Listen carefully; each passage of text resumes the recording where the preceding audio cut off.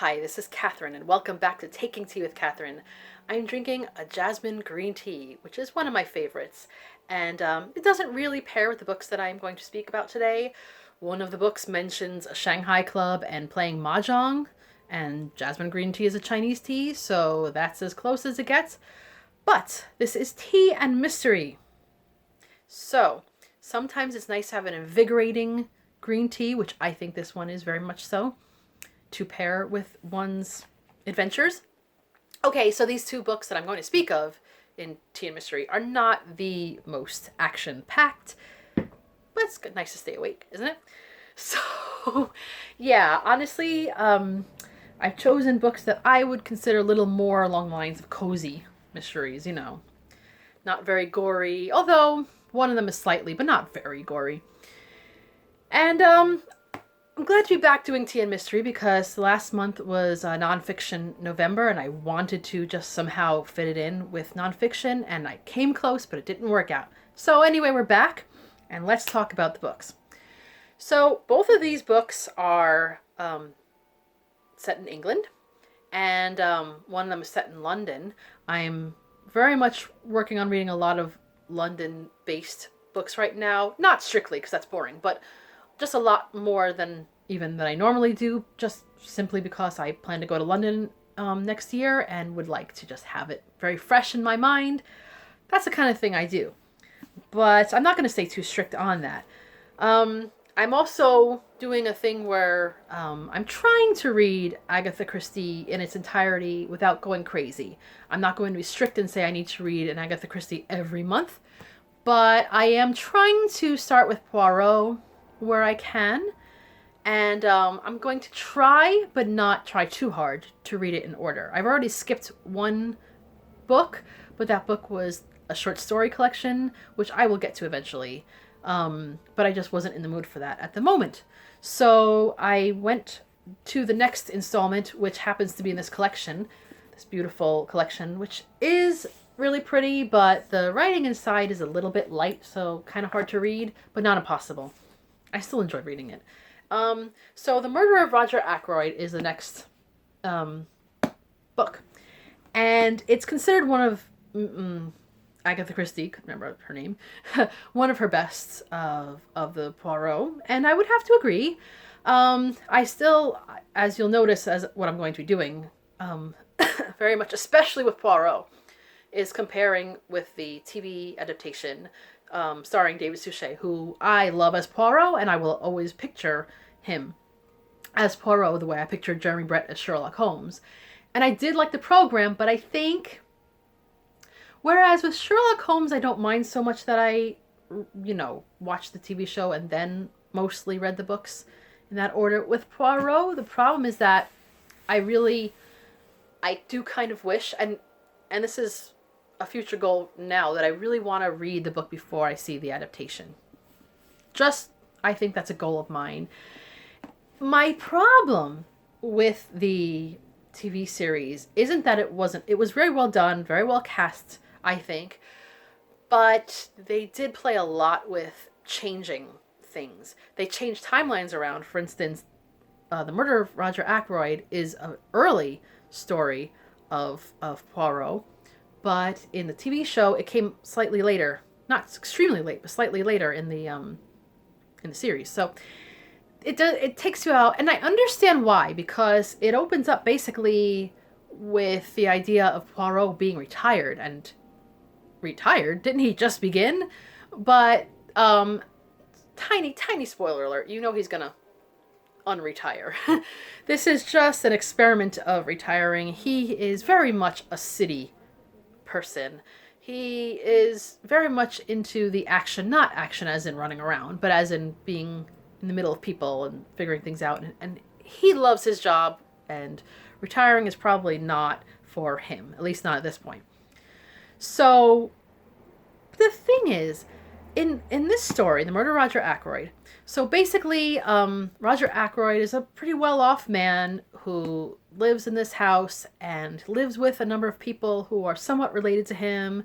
He was married to someone and who had a son already, and the wife died, but the son became his basically adopted son and heir. as it were. And also his sister-in-law and niece live with him. And then there's like a number of maids and housekeepers. And obviously, I don't see people particularly hating Roger Ackroyd as a character, but many people could benefit from his death because so many people depend on him, you know. And there's people who work for him, so there's so many people who don't necessarily have a motive for killing him, but could possibly have a reason. And you find that out as it goes along. You find out that everybody is hiding something. And you know, in the course of an investigation, some people just hide things because they're embarrassed. Sometimes they did something that was actually wrong, but it doesn't mean that they killed him. You know what I mean? But if you admitted something, it might lead people to believe that you had a good reason to kill somebody. So you may keep it to yourself. So that's a big thing. And both in the book and in the TV show, Poirot confronts a whole group of people and says, "You're all hiding something. You gotta tell me." And that leads to a number of people opening up, which was kind of interesting. I like when Poirot gets dramatic. The other difference is that Poirot isn't very well known in the book to his neighbors. And they've got a neighbor who is rather nosy, so she does figure out a lot of things. She's not very smart, but she's just good at getting information. She is the roommate, or actually, and sister, housemate, whatever you call it, of the narrator, who is a doctor. So immediately, the idea of a doctor being a narrator puts one in mind of Dr. Watson from Sherlock Holmes, although it's a very different character, but it's still kind of an interesting conceit because Hastings at this point, who is Poirot's most famous sidekick, is off in Argentina, living a happily married life at this point. So, you know, Poirot has to have someone to accompany him in his investigations. So there's just a number of different characters, and I think in the book they're so much better fleshed out. First of all the people are there, whereas a lot of them are removed in the TV show. And it's a lot more provincial feeling. You get the idea of the small town being together, whereas, yeah. And again, Poirot in the TV show seems to be buddy-buddy with a lot of the main people, including the victim, Roger Ackroyd, on the show. But in the book, he really wasn't well known. And in fact, it kind of makes sense that the person who commits the murder would think that they were gonna get away with it because they did not know that Poirot was living in this town. They may have thought twice, I don't know. So it does change things a bit. Again, the TV show is still very good, but when you read the book, you think, why did they have to take all those things out? So there's a lot of interesting people. Again, the doctor and his sister are probably the more interesting kind of characters to me. Especially because his sister is just such a busybody, and I've heard it said that she is almost like a Miss Marple in the fact that she gets so involved in people's business in a way and finding out information, but really she's not anywhere near as intelligent. So I don't think they fleshed her out very well in the TV show either. They changed her a bit, and they added a bit more action in the TV show that then was needed. I don't mind that they changed around some of the inspectors, because to me, the TV show Inspector Japp was just such a central character that they brought him into things that he wasn't even a part of in the books. But he's mentioned in this book, but not as frequently. I thought Roger Ackroyd, The Murder of Roger Ackroyd, was a good book. I would give it a 4-star as a sort of cozy read. It has all the things. It has poison. It has blackmail. It has suicide. It has inventions. When I say suicide, it's not very triggering. It has people who tinker with things and interesting ideas and putting people off the scent in certain ways. They have the main person who you think did it, and then you have people also who could have done it, mysterious people. And this ending is a surprise, not to me because I saw the TV show first, but excuse me, coughing. But the way it ends is different. in the book, so it was still a somewhat surprise to me. And I liked it very much. I would read it again.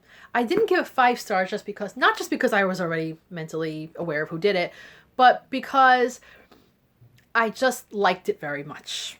And it takes a lot for me to love something. I just liked it.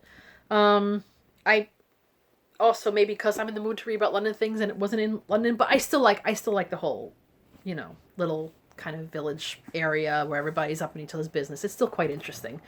We're moving all over the place today. Sorry about that. It is not an earthquake. So, these books are rocking your world. I don't know. Have to come up with some kind of All right, let's talk about the next book that I just finished yesterday. And it was kind of one of those things where you get to stay up a little late and finish a book, but then I got distracted because there's a cat living upstairs that is living in the hallway for some reason. And so I kept hearing her crying, and it was sad. And it's a bit of a mystery to me as to why they keep her in the hallway. I kind of want to take her in. But anyway, she tried to get into my apartment when she was a kitten, so we'll see. I got to figure out who basically owns her and see what they want to do with this poor cat. But anyway, let's not get into the cats right now, because this is not what we're talking about. Actually, the book I'm reading is more about a dog, although it's not entirely about a dog. You'll see. So, this is Murder Underground by Mavis Doriel Hay, who I knew nothing about before this. I looked into her briefly. She was obviously a female novelist. This book was written in the 30s. And that's about it. She died in 1979. A few years after Agatha Christie. So that's about all I know about her. But I think she was a good writer. I wouldn't say she was the best writer. If I'm honest, the book, I liked it. It was, again, a cozy read. Very London, which I love, because there's an entire, you open up a diagram showing chief places mentioned in the story, and it's basically like the Northern Line in London, which is one of the, I don't know why it's called the Northern Line. I mean, it does go north, but it also goes south. So it's a little confusing to me, but you know what? I kind of like the name anyway. So most of the action takes place in the north part of London. A lot of Hampstead Heath going on. There's a little bit in Coventry. The deal is there's a house called Frampton Hotel, which is, I don't really get this. It's like kind of like a boarding house, but like an apartment building at the same time, where the residents seem to get together in a dining room and eat together, almost like a hotel, but not a hotel. It's a kind of living situation that I don't know. It probably existed in New York before as well. I'm pretty sure it did, and I know I've come across it in novels. A lot of British novels from from the 30s to like the 50s.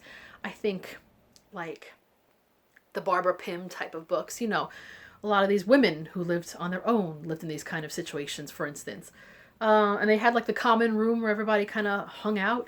So it does make for a good mystery story. Not so much a detective story, because there's a detective, but he's not that effectual in this. Just not that important. But okay, so the victim is Euphemia. I don't know how to pronounce her first name. They don't mention it that much. Her last name is Pongleton, so she's known quite irreverently as Pongle by most of the people. So she goes to a dentist appointment in the morning, or she tries to go to a dentist appointment one morning. She goes to a train station that has a lot of stairs because she doesn't like to use a lift, and she is killed on the stairs by a dog leash, which seems to be her dog's leash, but she wasn't with her dog. She left her dog at home. So who got hold of this leash? Why would she get killed with this leash? Why would someone want to kill her? Was someone after her money? Did she know something about somebody? Was there a theft involved that she was kind of threatening someone about? Maybe. So obviously they take someone in who they suspect of being the person, but then that they're probably not the one. I kind of figured out who did it. I don't know, there's sort of a law of averages that you can just tend to figure out who the kind of unlikely person just seems to be the likely one, if that makes sense. I don't know. But I don't want to give anything away. But so there's all kinds of people who live there, and also the relatives. So she was a single woman who had inherited some money from, I think, her brother. So she had a little bit of means. And she was miserly, so she didn't really, so she had money to give away. So she had wills that she would keep, but she would threaten her nephew, who was usually the main heir, but she would threaten him with disinheriting him. And she kept making different wills. So there was, of course, a search for wills, a search for jewelry. Her nephew and her niece are, obviously cousins. They seem to be pretty close to each other, Basil and Beryl. And Basil's kind of a ne'er-do-well, but not, you don't take him for an evil person, just kind of an irresponsible, he stumbles into a problem and he does all kinds of stuff to try to not get in trouble. Tries to hide the truth from different people, tries to get his story straight. And that's kind of a comedy of errors because it's just, it's easily dismantled. But he also has a lot of people who are supportive of him, like his cousin and his girlfriend who lives at the Frampton Hotel, as it's called. And then they have friends, and there's a maid who speaks in a very, common way. Of course, they have to write it that way. It's very annoying. There's a novelist that decides to do some of her own detective work, which reminded me a little bit of a character in the Poirot books that comes a bit later. I'm trying to think of who else is in this book. There's a guy who's obsessed with scrapbooking. There's the dog. There's a couple that doesn't want to have anything to do with anybody. There's this guy who immediately takes over the chair that the victim used to like to sit in. And that just doesn't seem very nice.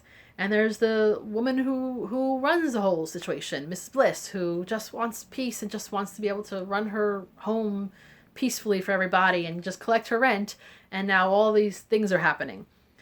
And relatives come in, and some strange mystery women come in, and it's a bit of a farce in some ways. The men seem a bit more silly in some ways, and the women are sometimes come across as delicate, but then they end up kind of being the ones who, figure things out. So it was obviously written by a female writer, and that's good, because sometimes it's nice to see the women doing the things. There's also a female reporter at some point. She's not the only reporter, but it kind of, in the days right before Lois Lane, it's always fun to, just to see them in any kind of action, and even though there's really not a lot of that. But to me, the main character is the underground. There's so much talk about the different trains, the times that they come into the station. If something was left behind on a train, would you be able to figure out the time that it was there and who was there, and would that implicate them? And it just had a cozy feeling to it. And I'm glad that it has been reprinted, because apparently all of Mavis Doriel Hayes, should I just say Hayes? All of her works came out of print for a while, and the British Library Crime Classics has been reprinting a bunch of stuff. When I saw these books in, I think I saw them in Oxford the first time in a bookshop, I was obsessed with getting a hold of them, and then I didn't, but now I'm starting to. I just like the design of them. It's just so, I don't know, I just was drawn to it. So I want to start collecting. Not that I should be buying any more books right now, but if I was going to start getting into collecting some books, I wouldn't mind getting these, but we'll see. I've been seeing some of them floating about in used bookstores and etc. So I might keep doing that. I have one more book of this collection in my collection, so I might just read that. So those are my two books that I read that were of a mystery genre in December. I might start another one, but for now, that's it. That's it, and I like them very much. Murder Underground, I would say 3.5 stars, just because some things were obvious. There was, to me, the way they figured out who did it, was kind of an interesting escapade. I don't know. I don't know how to explain it. It was just kind of a random thing. So it was at least diverting, and it just wasn't perfect. But I mean, I think, honestly, a 3.5 star mystery novel that I finished in an evening well, I started a couple days before, but I read the bulk of it in an evening, on a cozy evening. It's worth it. It's totally worth it. And so it's been fantastic. And of course, anytime Agatha Christie comes into the picture, good time. So this has been Tea and Mystery from Taking Tea with Catherine. Hope you have a lovely, tea-filled and mysterious day.